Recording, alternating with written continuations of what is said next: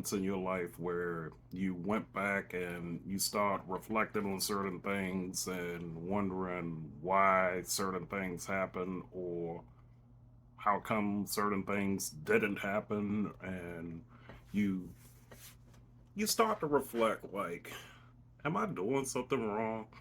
Is my philosophy a little bit off? What can I do about it? Then you start thinking about some of the incidents over the years that you may have been a part of that may have threw you off or whatever. Well, damn, how could I prevent her from cheating on me? How could I prevent myself from cheating on her? Why did this person get the job over me? Why did I get the job over this person? You know, if I'd have made that one play in the game, things would have been a little bit different. Then you go back and you say, you start making excuses for some of the stuff that you did. Well, if I was, 220 pounds or whatever, she would have never done this to me. Or if I wasn't, working all the time, I wouldn't have had done this to her. You start making excuses. That is playing the victim. When you start making it irrational excuses for stuff that happens to you. Now, am I saying all the time you play the victim? No, because sometimes you actually are a victim. Sometimes of your own mind, sometimes of other people's expectations and other people's rules. So then the question is, how do I decipher one from the other? And what do I do about it if I am? Now, obviously, I've done an ism video with the racism, classism, elitism, and so forth. There are many other isms out there. You can add one: feminism, wokeism, you know, whatever. It's like there's a new ism that's coming out literally every single moment. But let's just step back for a little bit and think about being a victim. Now, if you was a victim of domestic abuse, you have all of the scars, some physical, some mental, some emotional. You are an actual victim. How you handle that can either get you out of that situation or put you further into that situation. You know, taking the time to assess where you are in life will always make things better for you, hopefully, in the longer run, without you playing into whatever's happening.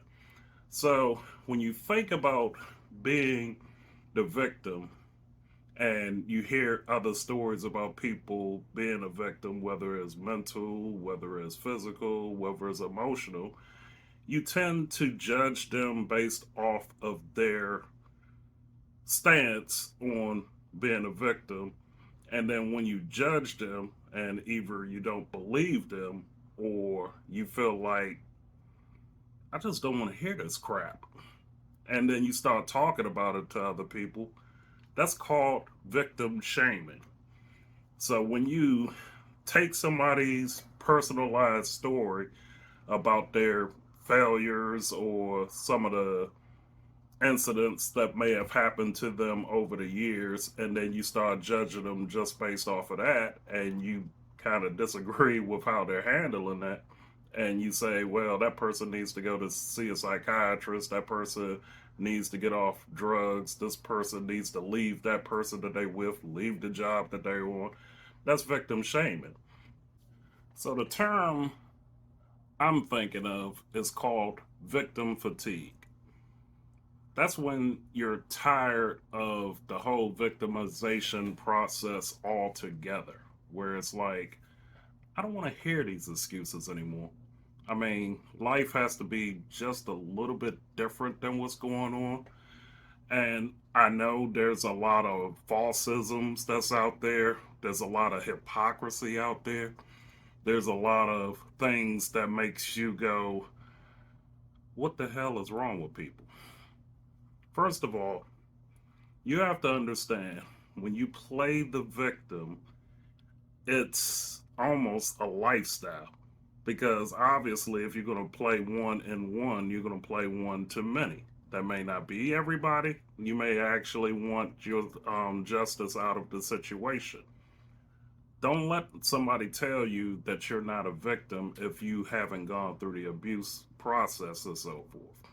You know, if it's sexual, if it's physical, is it emotional, is it mental abuse that you go through? You can't have somebody tell you that you don't experience what you experience. However, you know, every situation that you come upon doesn't necessarily mean that, you know, the outcome that you're looking for is the reason why you're the victim. You literally might be the victim of your own way of thinking and so forth. The problem is expectations in this country, the United States of America, has always been you work hard, you achieve. You get that college degree, then you're well on your way to a six-figure job. You're well on your way to, you know, taking over a company, being part of a lead team or an executive team, however you want to phrase it. And the problem that we all have to come to the realization is that it has nothing to do with, you know, victimization when you don't achieve your goals. There's a lot of sidebar stuff that happens. Well, what happened if you didn't get pregnant at 16? What happened if you didn't get married at 20? What happened if you took this job versus that job? So you really should look at your life as a flow chart. Every decision that you made or didn't make is going to have a different result.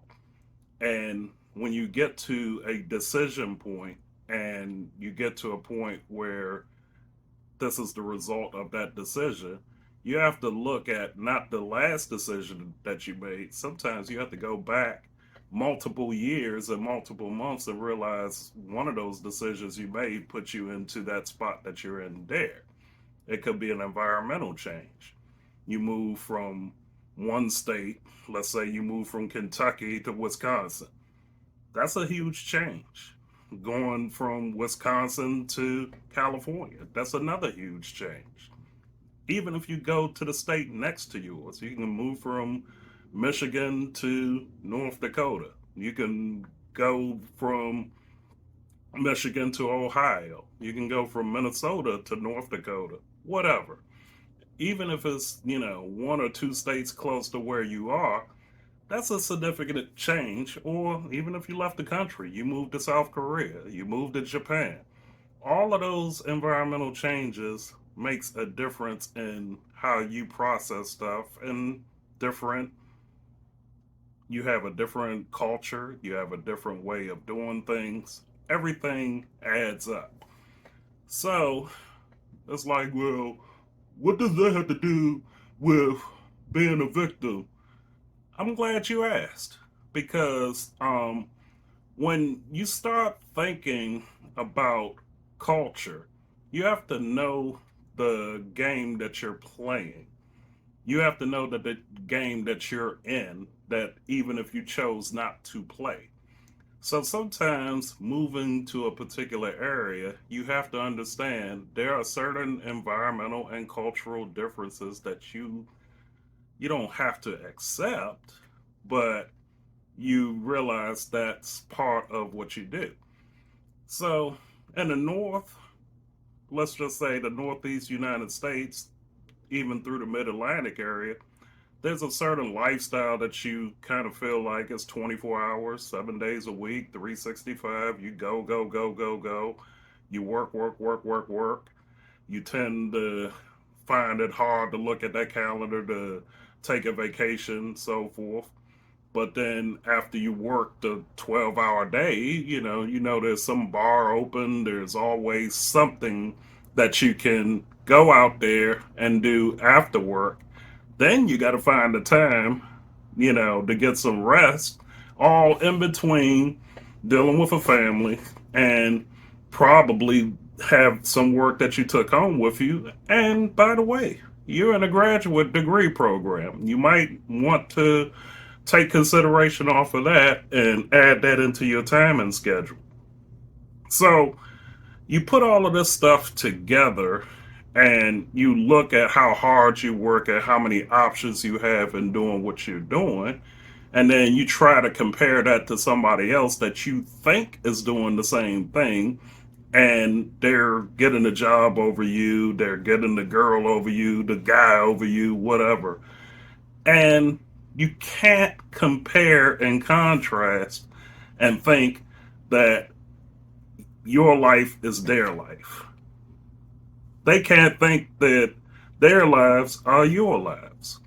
You know, the only thing you can do is look at the situation and kind of do a compare and contrast in your mind without using that as a template for your life because you don't know what they're going through.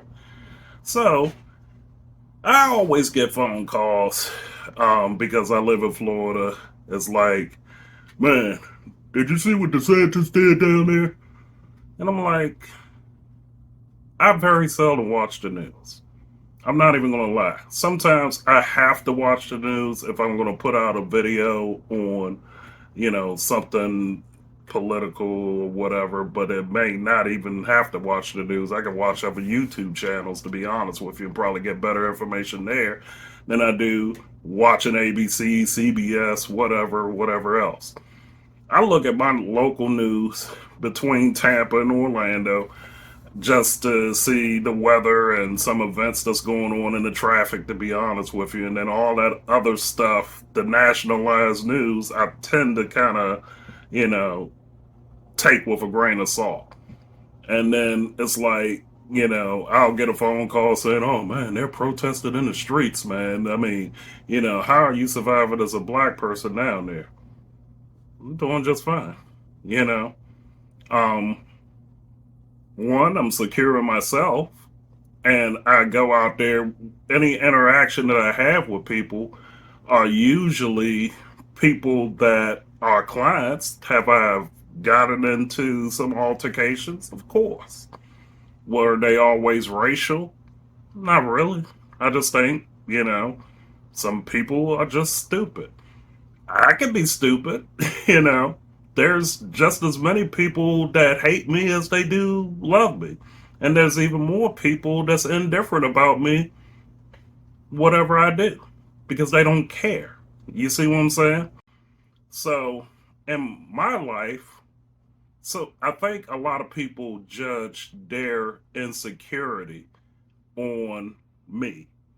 In other words, whatever they're feeling in wherever the hell they're living at, they always try to judge me by their stick instead of judging me on my own stick.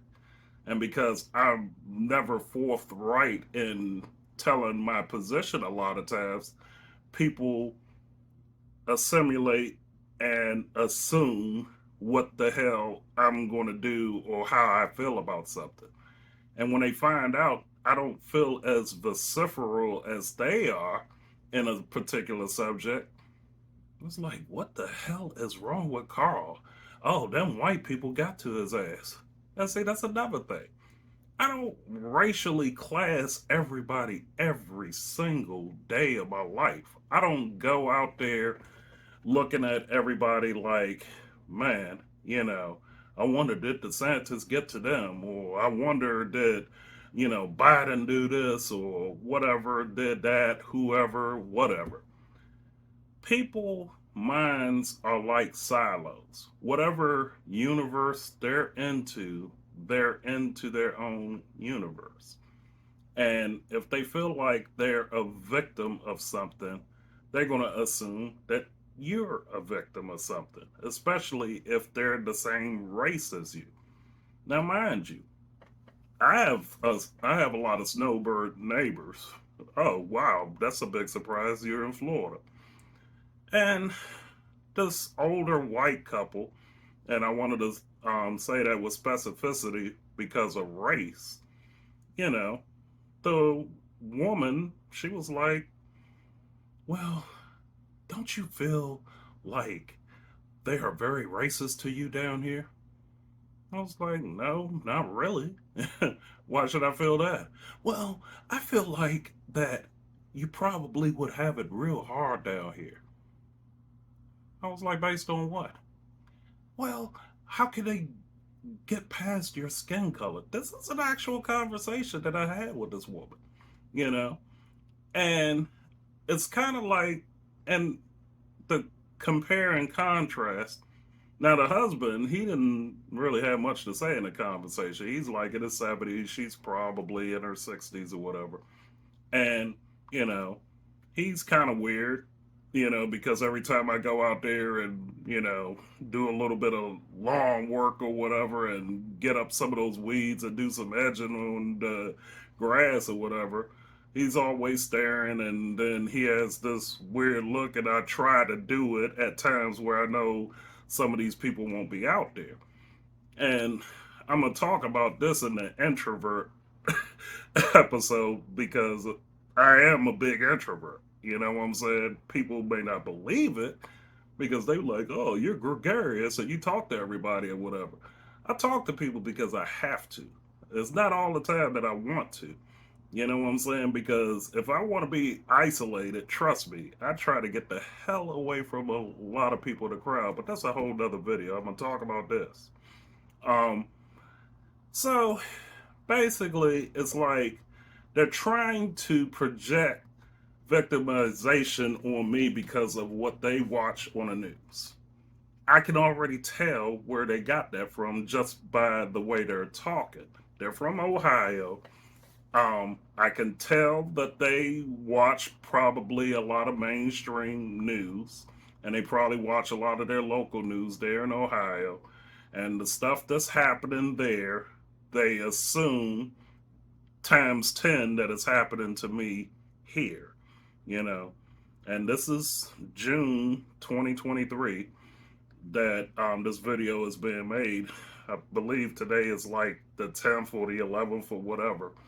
So, anyway, I could check the date or whatever later because that just shows you how much time, means to me sometimes. It's like I could care less, because I'm enjoying my life and I'm enjoying the stuff that I'm doing.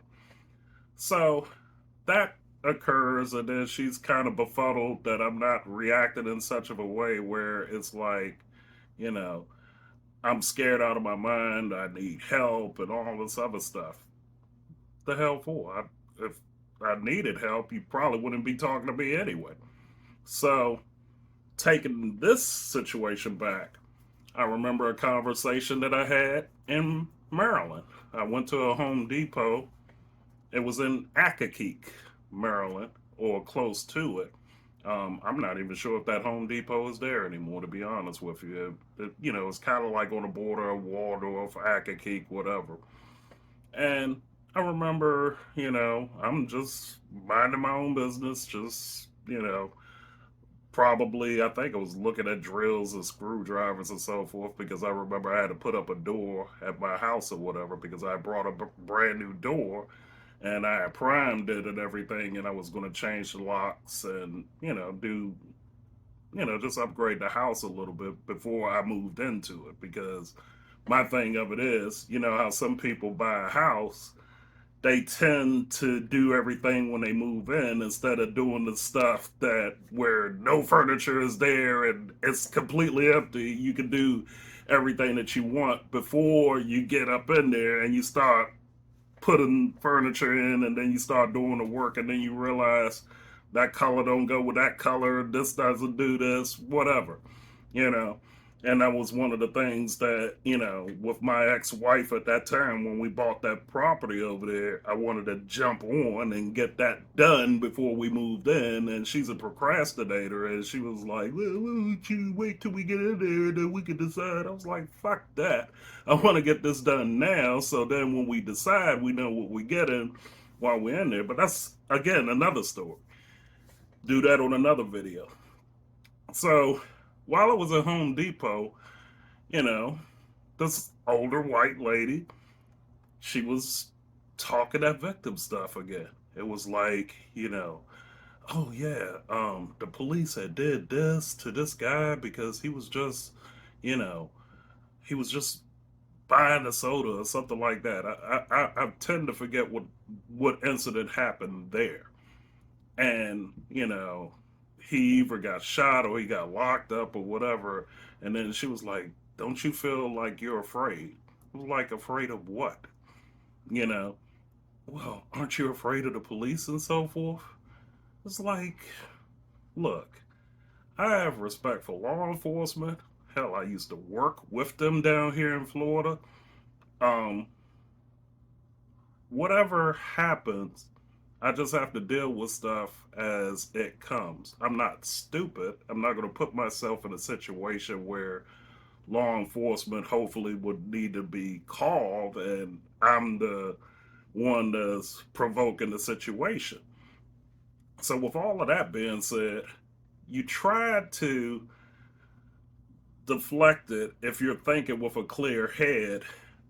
Like, let's stop focusing on the fact that I'm a black person, a pretty good sized guy, and what kind of fears that I have and insecurities that I have, and just, talk to me like a normal person. You know, I don't play the victim role well, you know, and ironically, because I always trash my ex wife, but I'll give her credit. Very early in our marriage, she had say she had said something to me that made me really think. Well, you play the victim too much, and thinking that I came out of the hood in D.C. and I'm always hearing what people can't get, and there's a ceiling that you can never go above because the white man will take it from you. Oh, you don't want to get that job. And I can hear one of my aunts now saying this. Oh, Carl, you don't want to get that job because they're gonna make you a target, and and and just listen to me for a second, Carl. The white man may take that from you. I'm like, oh, really? Yeah, because they don't want you in positions like that. They don't want you to do stuff like that. So you're hearing this stuff all the time, and then you see how everybody's living in a particular area, and you're like, somebody's being successful out there, somebody's doing something. Why am I listening to this crap? You know? And when you go independent of people that think that way, they tend to come back on you later. And then some people that you meet, just because you grew up in a hood in New York, doesn't mean I feel the same way about the hood in DC. Even if you was in my neighborhood growing up in the hood, I may not have the same experience as you. I may not feel like, did I get harassed by police growing up? Yeah, I did. I remember one time I was walking out to work and one of the cops sitting in the car like, "Where are you going?" I'm like, "Going to work." "Where you work at?"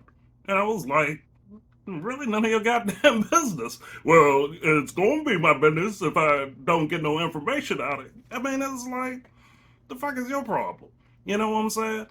And I remember one time when I came home from work, you know, um, I got out the car, and then they didn't even pull out their gun. They was like, "You stop right there." This was like militarized police. They ain't.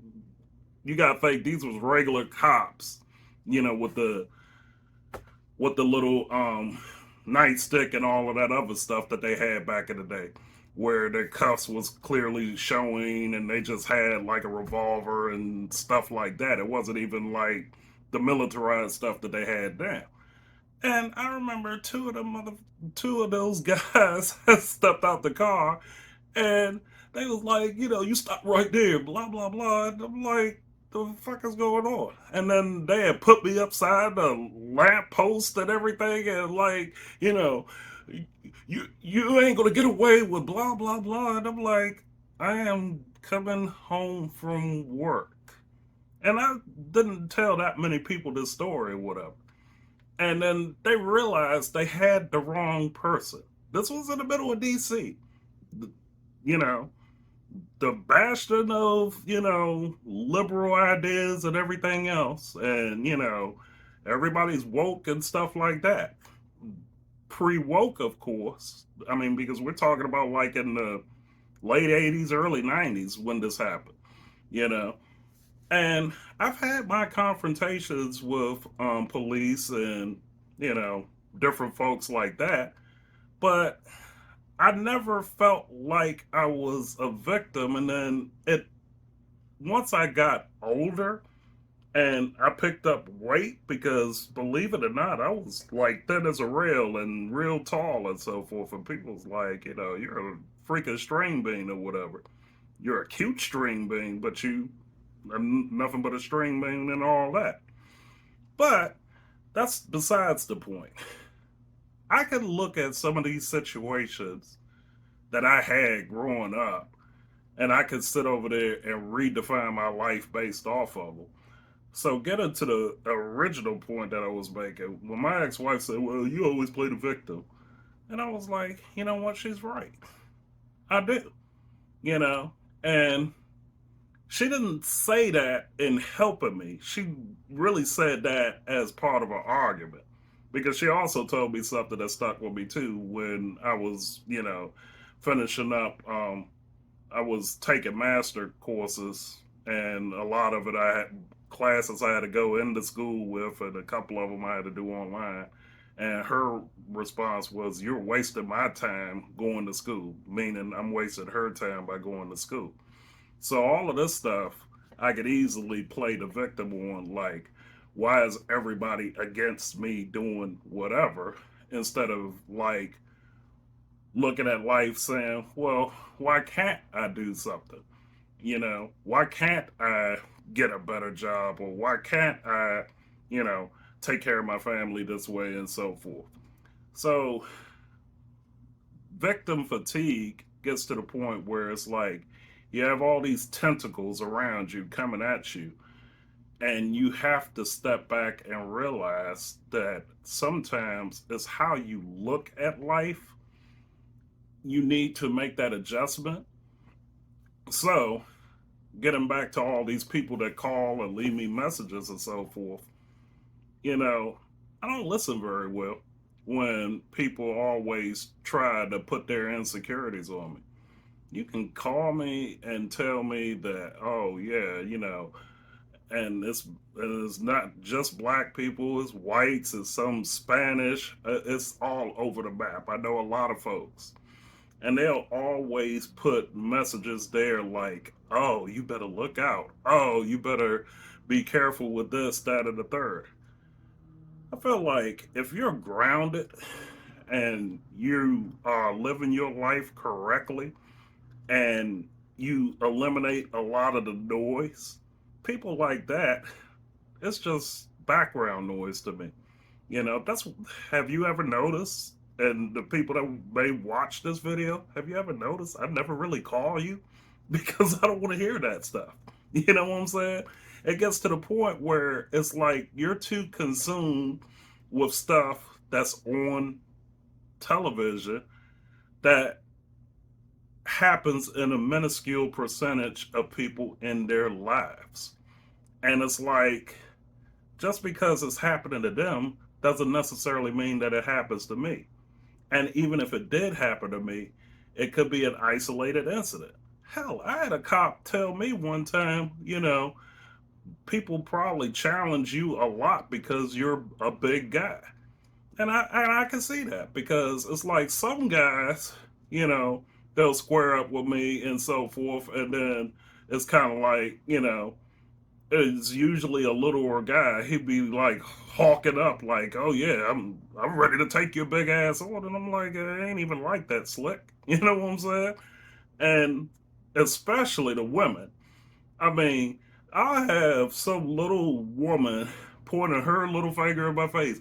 I'm not scared of you. I'm not going to sit over there and take that from you. I'm like, what did you take from me? I didn't even challenge you or get into your face or whatever.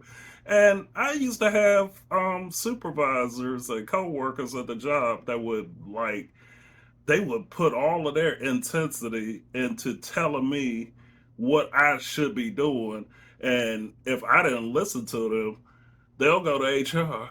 Oh, Carl trying to intimidate me, and I'm scared because all I wanted Carl to do was this, and it's like, because what you said was stupid. That's why I didn't do what you said. And if I retorted, I gave you an option of what can be done. You know what I'm saying, to make the situation work. You know. So in situations like that, I could play the victim, but why should I? I mean, I have enough security in myself and know what I can do, not to sit over there and take all these labels that people try to put on you. Even some of your peers, even some of your family members, and so forth. They always want to put you into this box, but then when you listen to the news and listen to some of these idiots online and so forth, everybody's a victim. It's like, no wonder this whole world is falling apart and so forth, because everybody always feels like somebody's out to get them when it's really not. It's happening in your mind. You put yourself into these situations and so forth. You realize there are no winners in those situations, because it's like you go into this group, this person's fighting for this person's fighting for that, but yet nobody's ever winning. You know, I have a revelation for you. Life ain't supposed to be equal. No matter how much you put out there, equality and stuff supposed to happen the right way, life ain't equal. I may do something that I may get superior results to what you're doing, and you may have put more effort into it than I did, but I get the reward. The reverse may happen. You may do something that gets superior outcomes, superior rewards against me. But that's life. Sometimes it's timing. Sometimes is having the right ear.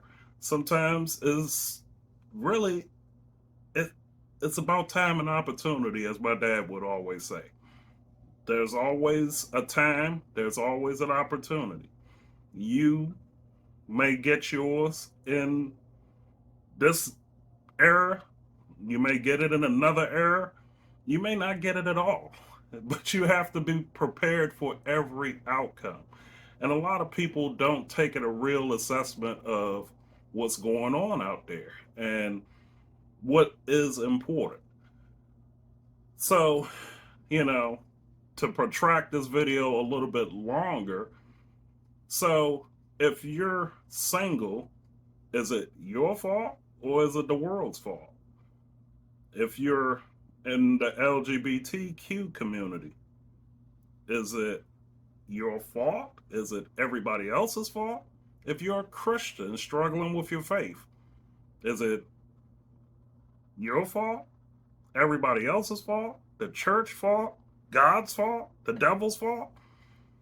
I mean, you have to start stepping back and take a real assessment in yourself and realize that playing the victim all the time, hell, I'm black. I see myself every day. There's people that's white that has a complex. There's people that's Asian that has a complex. Native American. You can go all over the world through the list. Somebody got a problem with somebody else. So now that we're all equal on that fact that you aren't no better or no worse than somebody else, what is your problem? Are you mad at somebody else's success or security in their situation? Are you frustrated at where you are in your life and your insecurity? Do you want people to believe in what you're doing to validate yourself? Or do you want to actually go out there and prove people wrong?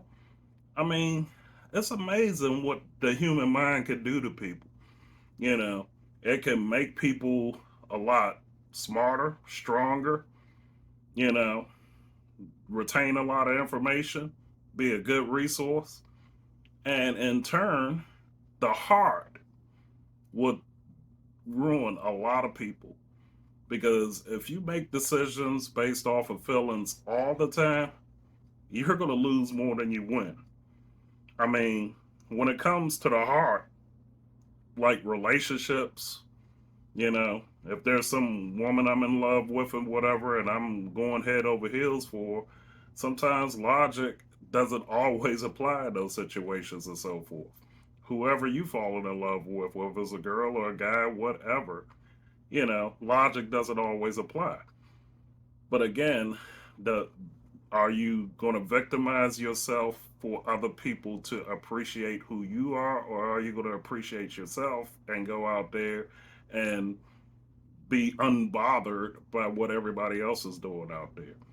You know, sometimes you have to stop this playing the victim and start getting victim fatigue and say, you know what? I'm going to go out here, I'm going to do some stuff on my own. Let me cut this thing off the television. Let me get off this phone and stop scrolling and start hate watching everybody or whatever. And let me make my own memories and let me make something out of myself by retraining my mind not to be bothered by all of this crap.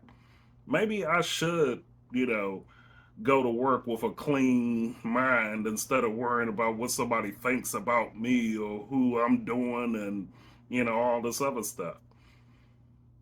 You can't play the victim forever and think that you're going to succeed. Even if you went out there and sued people and won cases and so forth, how are you enjoying your money? How are you enjoying, your life when you got to always look for somebody to go after instead of just looking to live your life?